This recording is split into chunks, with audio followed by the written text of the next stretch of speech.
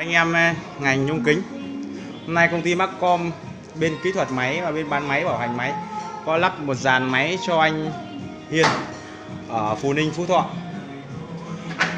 Công cuộc lắp máy, lắp đặt và chỉnh sửa đã xong. Bây giờ là công việc bàn giao giúp anh. Anh bật kẹp đi nghe. Vâng, đúng không? Anh đang thử cắt góc 45 độ.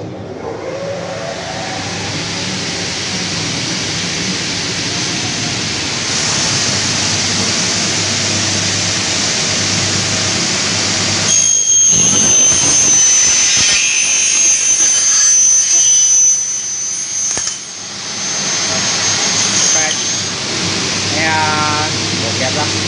Anh lấy thước 45 anh đo đi ạ.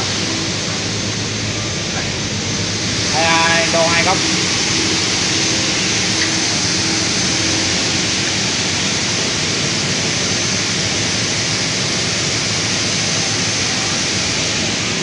Đấy, hai góc độ ổn.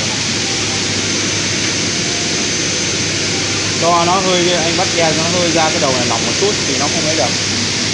Nó lỏng muốn bắt ke vào mới chít rồi anh ạ.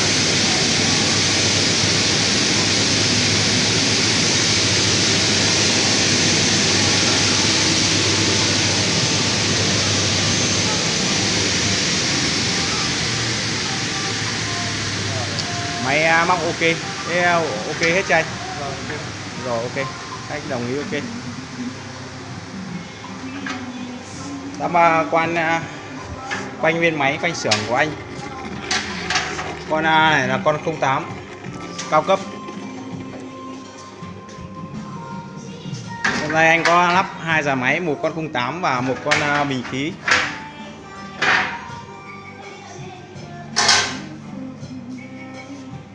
Rồi ok, chào anh em.